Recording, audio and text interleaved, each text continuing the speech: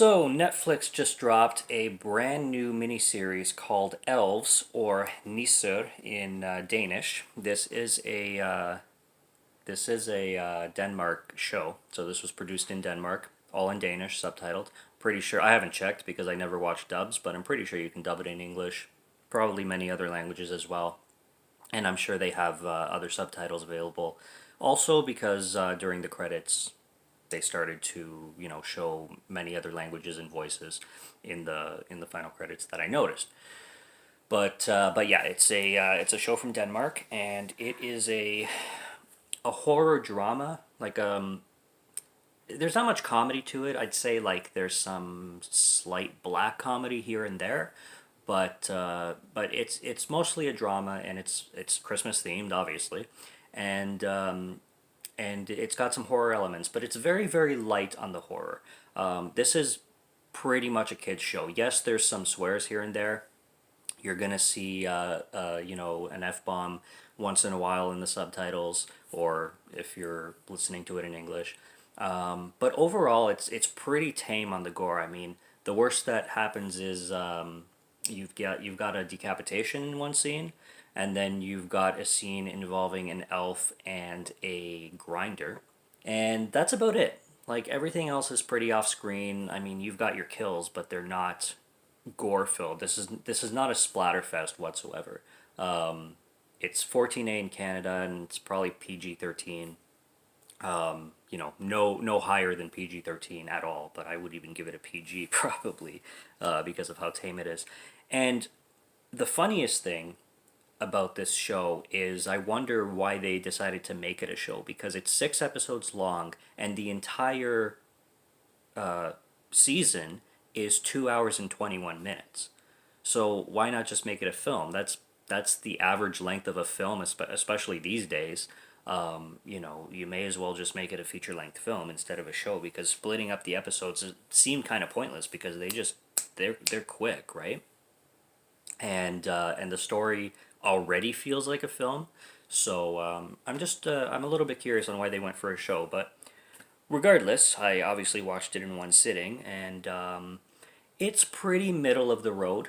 Uh, this is going to be a spoiler free review, obviously, because this show literally just came out. I'm pretty sure yesterday, or this is Monday when I'm recording, so yeah, Sunday or something like that.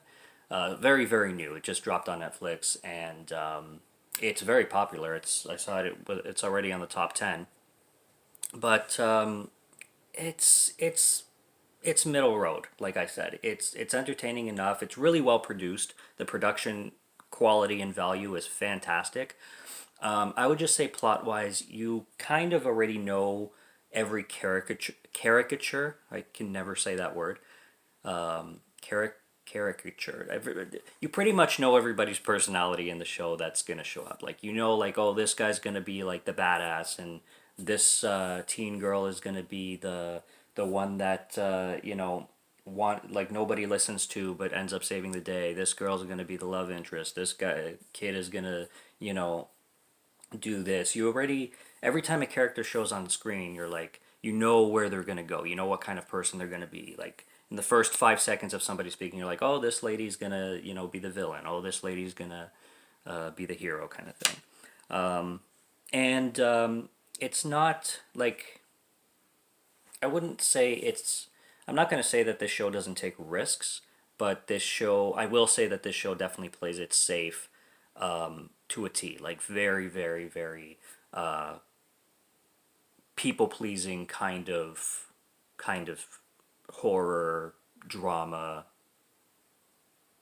almost family friendly. I really don't want to say that this show is family friendly, because it's not completely, like, it's not a family show, but it's not anything that's going to disturb. Like, I would say kids would have absolutely no problem with this show, especially 10 plus or 12 plus or something like that. It's nothing that is going to traumatize anybody.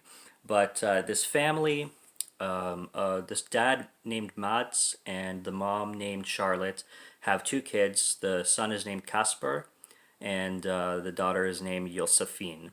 And rent a house on an island for Christmas because they want to celebrate Christmas on this island, which I'm going to try to pronounce, but I might pronounce it wrong.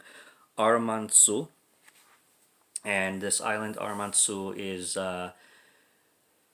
well, it's secluded, and but it does have like some cottages in it. There's some houses for rent for sightseeing and vacations pretty much. And this family wants to have a Christmas kind of more family style, like very isolated and away from the big city. Everybody who is on this island pretty much is more community based. It's a very community based kind of island. Once they get there, they meet this woman named Karen, and Karen has a daughter named Liv, and Liv and Kaspar become very good friends and very close. While they're there, kind of thing. They spend a lot of time together. And then Josephine eventually in the back barn or back mill or some kind of little little hut thing or barn looking thing behind the house, she discovers an elf, or what she like. It's basically this little creature with big eyes and is very, very friendly. You get a lot of kind of Gremlins vibes. It starts to really make you think that it's gonna go in that direction where you got these cute little kind of fuzzy furry creatures, but they're gonna grow up into these big monstrous killer things. Even the show opens up with this guy who we are introduced to as Mueller. He has a cow in chains, and he basically leaves it, and then he goes off screen, and you just see like the noise of these creatures attacking the cow and a few little splatters of blood and whatnot. So obviously, the community on this island is hosting and containing some kind of creatures. Spoiler alert, elves. So you got Josephine kind of having this little creature as a pet. Eventually, the brother discovers it, but is kind of having none of it. And eventually it goes into mid-show. She ends up in this contained area for reasons that I won't get into for spoilers. This place is surrounded by electrical fence, and what happens is eventually there's a situation that goes on where the fence loses its power, and it leads into a third act of these creatures for reasons coming out of this contained area and beginning to attack specific characters for specific reasons. I would say Karen, the mother, or sorry, the grandmother of Liv, is probably the most developed character out of all the other characters in here. She's the one who changes the most, in other words.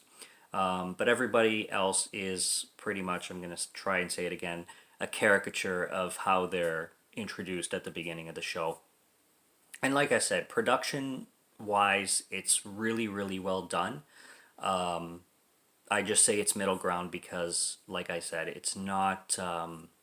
It doesn't take huge risks, and it doesn't give a whole lot of brand new, evil elf Christmas ideas that they could have, kind of thing. But it's not bad at the same time. One of my favorite scenes, which is not a spoiler, is just one involving basically the community.